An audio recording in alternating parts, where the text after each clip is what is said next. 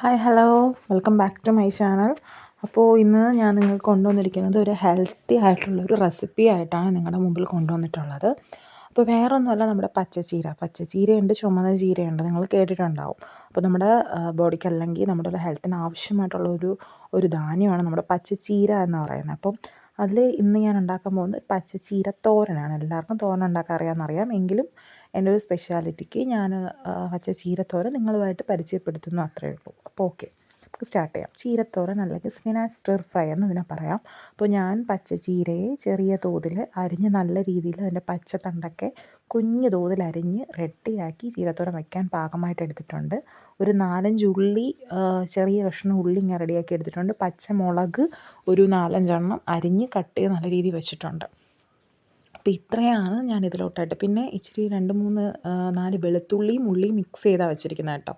പിന്നെ ഇതിലേക്ക് ആവശ്യമായിട്ടുള്ള തേങ്ങ ചിരകി എടുത്തിട്ടുണ്ട്. പിന്നെ ലേശം മഞ്ഞൾപ്പൊടി, അതായത് 1 സ്പൂണോളം മഞ്ഞൾപ്പൊടിയും ഇച്ചിരി ജീരകവും. ചിലവർ മുളക് പൊടി ചേർക്കാറുണ്ട്. ഞാൻ പക്ഷേ തേങ്ങയും ജീരകം മഞ്ഞൾപ്പൊടി മാത്രം ആഡ് ചെയ്ത് ഒരു മിക്സിയിലിട്ട് ഒരടി അടിച്ച് റെഡിയാക്കി വെച്ചിട്ടുണ്ട്. നമ്മൾ ചീരത്തോരന് ആവശ്യമായിട്ടുള്ളത് നമ്മൾ ചീര അരിഞ്ഞ് വെച്ചിരിക്കുന്നത്, മുളക് നമ്മൾ അരച്ചെടുത്തിരിക്കുന്ന തേങ്ങ, ഇത്രയും റെഡിയാക്കി വെച്ചിട്ടുണ്ട്. ഉള്ളി, വെളുത്തുള്ളി, പിന്നെ ഇഞ്ചി, ഒരു നുള്ളി ഇഞ്ചി ഇട്ടിട്ടുണ്ട് കേട്ടോ.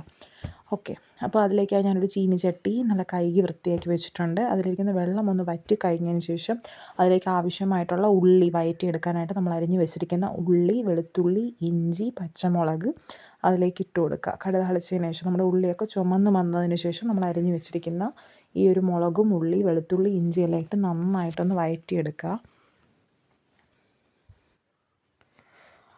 നല്ല രീതിയിൽ ഒന്ന് വഴറ്റിയെടുക്കുന്ന സമയത്ത് നമുക്ക് എന്തൊക്കെ ആഡ് ചെയ്ത് കൊടുക്കാൻ നോക്കാം. അപ്പോൾ 1 സ്പൂൺ ഉപ്പ് ഞാനതിൽ ആഡ് ചെയ്ത് കൊടുക്കുന്നുണ്ട്.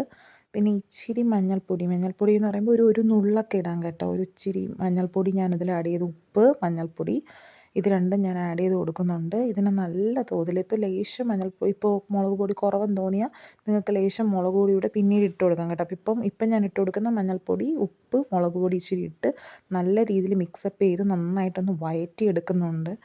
ഇതിനൊരു നന്നായിട്ടൊന്ന് അടച്ച് വയ്ക്കുക. ഒന്ന് അടച്ചൊരു 10 മിനിറ്റ് അടച്ച് വെച്ചതിന് ശേഷം തുറന്നിട്ട് നമ്മുടെ ചീരത്തോരൻ, അരിഞ്ഞ് വെച്ചിരിക്കുന്ന ചീരത്തോരൻ ആ ചീനിച്ചട്ടിയിലോട്ട് ഇട്ട് കൊടുത്ത് ഒന്ന് അതിലോട്ട് അമർത്തി വെച്ച് ഒന്ന് അടച്ച് വെക്കുക കേട്ടോ. നന്നായിട്ടൊന്ന് ഒരു ചെറിയ തോതിൽ അതിൻ്റെ ആ ഒരു എണ്ണ വീർപ്പം അതിൽ തട്ടാൻ വേണ്ടിയിട്ടാണ്. അത് കഴിഞ്ഞ് ഒരു 2 മിനിറ്റ് അങ്ങനെ വെച്ചതിന് ശേഷം തുറന്നിട്ട് ഈ കടുക് താളിച്ച് നമ്മുടെ പച്ചമുളകും ഉള്ളി, ഇഞ്ചി ഇതെല്ലാം വഴറ്റിയെടുത്ത് നമ്മൾ വെച്ചിട്ടുണ്ടായിരുന്നല്ലോ, അപ്പോൾ അതും ഈ കീരയായിട്ട് നന്നായിട്ട് ഇളക്കുക. ഇച്ചിരി ഉപ്പും ഒരു നുള്ള് മഞ്ഞൾപ്പൊടി വേണമെങ്കിൽ നിങ്ങൾക്ക് ആഡ് ചെയ്ത് കൊടുക്കാം കേട്ടോ. അപ്പം ഞാനിപ്പോൾ അതിട്ട് കൊടുക്കുന്നില്ല. ഇച്ചിരി ഉപ്പിട്ട് നല്ല രീതിക്ക് വഴറ്റി അടച്ച് വയ്ക്കുകയാണ് വേകാനായിട്ട്.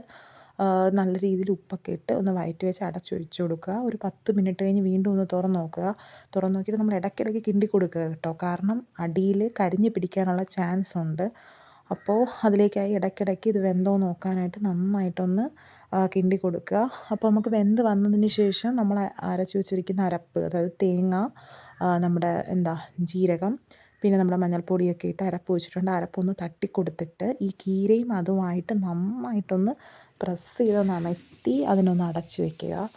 അതൊരു 2 മിനിറ്റ് അങ്ങനെ വെച്ചിരുന്നതിന് ശേഷം വേണം അതിനെ ഇളക്കി കൊടുത്ത് നല്ല രീതിക്ക് മിക്സപ്പ് ചെയ്തെടുക്കാനായിട്ട്. ഇച്ചിരി ഉപ്പൂടെ, അരപ്പിന് ആവശ്യമായിട്ടുള്ള ഒരു തരി ഉപ്പൂടെ നിങ്ങളൊന്ന് ആഡ് ചെയ്ത് കൊടുക്കുക നിങ്ങൾക്ക് ആവശ്യമായിട്ടുള്ള രീതിയിൽ. അപ്പോൾ നമ്മുടെ ചീരത്തോരൻ റെഡി. ഇത്രയും മിക്സപ്പ് ചെയ്തെടുക്കുമ്പോൾ നമ്മുടെ ചീരത്തോരൻ റെഡി. അപ്പോൾ എല്ലാവരും ഒന്ന് ട്രൈ ചെയ്ത് നോക്കുക. ഓക്കെ, ആദ്യമായിട്ടാണ് എൻ്റെ ചാനൽ കാണുന്നവരുണ്ടെങ്കിൽ സബ്സ്ക്രൈബ് ചെയ്യുക. ഒപ്പം ആ ബെൽ ബട്ടണിൽ ഓൾ ഓപ്ഷൻ ഒന്ന് ക്ലിക്ക് ചെയ്യാൻ മറക്കരുത്. ഓക്കെ, അപ്പോൾ tata, see you next video.